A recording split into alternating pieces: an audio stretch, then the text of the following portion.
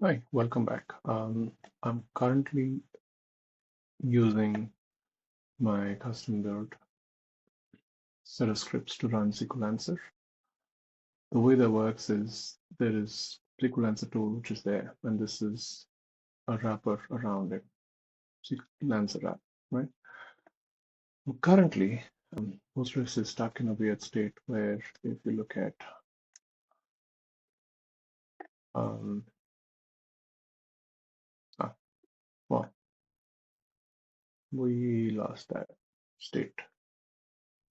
Oh, we lost that state because yeah, okay, so it worked. Okay, the way it worked was the pg-isready was wrong tool for the job. Actually, it was not able to figure out that Postgres was down, and I can show you here.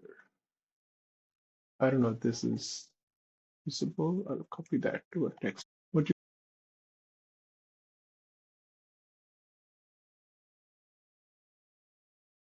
and how we know that? Because that number is what postmaster.pid said. And this is the postmaster, so that was up. But pg-isready said there's no response, and the reason for that is basically what I've been seeing for a while now, where one query based on rpad or lpad in this library holds up everyone else, and then basically Postgres is stuck. These are all investigation reports for that same setup that keeps happening.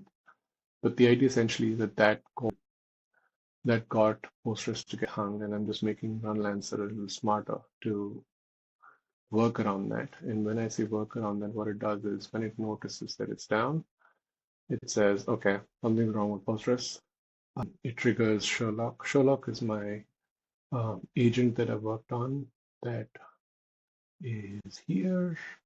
Basically, it's a Python program that looks around what are the possible reasons, capture backtraces. When it does capture backtraces, it looks something like this. And then it tries to capture signatures of that. And if there are duplicate signatures, it doesn't capture all processes. And then it creates a report saying, you know what, I think this is wrong. And that's this is report. And this report is common across all of these folders. The idea being that query is using some kind of lpad or rpad, and that's just holding up everything else. So that's basically what's happening there. When it notices that, it captures forensics, different hash, comes up 10 seconds later and says, okay, Postgres is running fine, let me start, and it starts off. But the fact that it rerun the test again. And that's what you see when you see this next session of Postgres running fine. The only other part that I have to share before time runs out is that I don't know if you notice that this is IO top on the same box. The kind of work that's happening, it's maxing out on 8 cores, which could certainly be writes, is almost negligible. And that's because of the fact that this is running off of RAM disk. And that's the only way how I could save my disks. I've already lost a disk, and that's my now they default back to memory-based Postgres installation. The idea is integrity, but not longevity.